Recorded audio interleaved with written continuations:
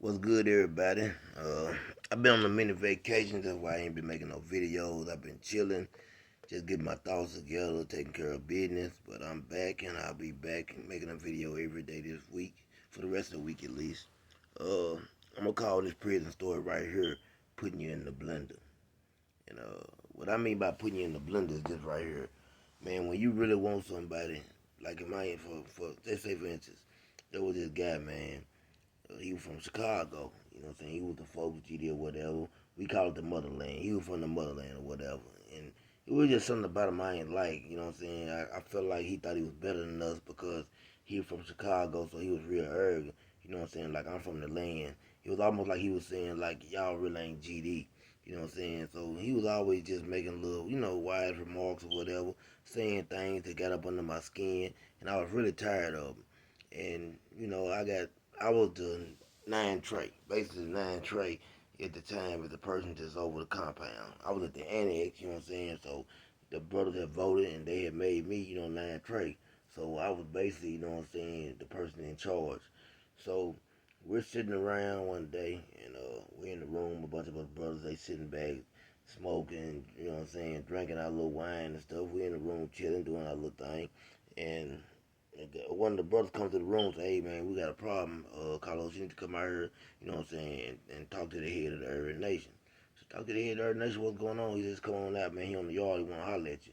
So we fall out to the yard or whatever. We get out there, big bald head guy, you know what I'm saying? They call him Scully. Big old guy, man. He probably about 6'3", about 260 muscle. Big old guy, you know what I'm saying? But one thing about the Aryan Nation, if you don't bother them, they won't saying bother you. They just had this thing where they felt like, you know what I'm saying, you stay out of their way, they stay out of yours. And they would say like, we not racist, we just believe that races shouldn't mix. That was their thing. They was like, man, I feel like, blacks should be with blacks, whites should be with whites, but we ain't got no problem with y'all. And to me, I respected that. You know what I'm saying? You stay out of my way, I stay out of yours. So I go out there. I said, what's going on, man? Now I want to know. And he said, man, your brother, man, I was in line. You know what I'm saying? And your brother cut in front of me in the child hall.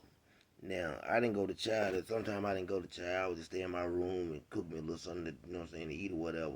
So, one thing about cutting in front of somebody, that's like, in prison, people are really big on respect. You have to have respect for people.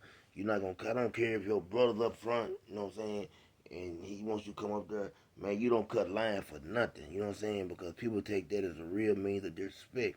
He said, man, the man cut in front of me, so I told him, hey, man, you know what I'm saying, you need to, go back to the back of the line. He said, man, dude called me out of my name. I said, what? I said, what he called you? He said, man, he called me a bitch when we got in an argument. He said, man, I got to have him. I'm like, okay, okay. He said, I just want to see him one on one. Tell him come on to the room. So now, you know what I'm saying, the dude name, the brother name was KC. That was his name. KC was, at the time when I was in prison, I probably was like 24, maybe 23. KC might have 31, 32 at the time. You know what I'm saying? So I go to KC, a bunch of us, we get together. We're really supposed to put him in violation. You know what I'm saying? We're supposed to go and write him up. But I was like, nah, we ain't gonna write him up. We just gonna let him go on in here, you know what I'm saying? And fight dude one on one. Dude wanna see him. So I go to KC, we get in the room, you know what I'm saying? We all in the room. I tell KC, hey man, you know you was out of line for what you did, you know what I'm saying? So dude wanna see you one on one, man. Dude said you called him a bitch, you cut line, you know what I'm saying? And another brother seen it, so KC couldn't lie about it. So KC holler about, man, I ain't fighting dude. I said, oh, you ain't fighting him. I said, no, you gonna fight dude. You gonna fight him or we gonna put you in violation.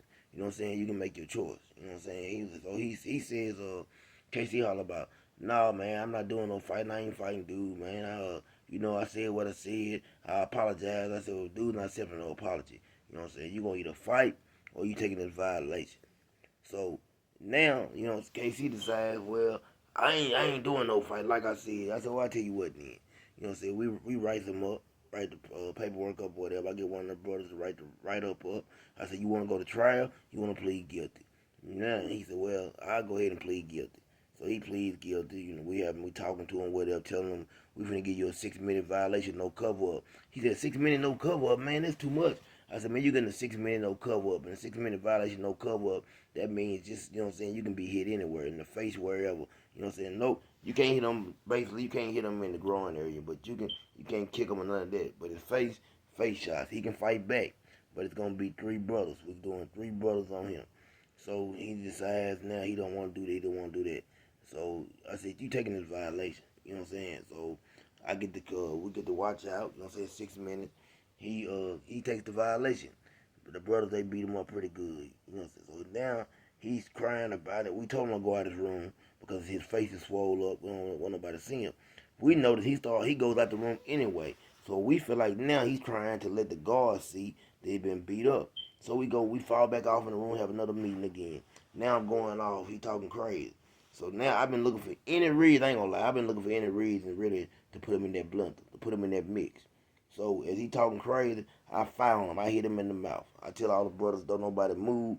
You know what I'm saying? This is between me and him. So we get to fight in there.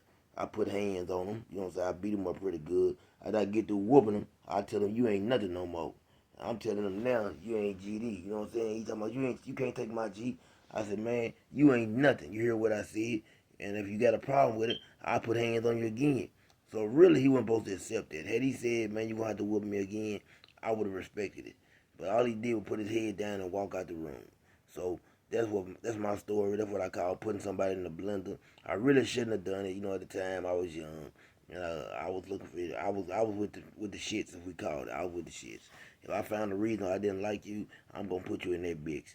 If you went up on your business when it came to GD business, then I was gonna find a way to get rid of you. Everybody have a good day. I'll be back with another story later.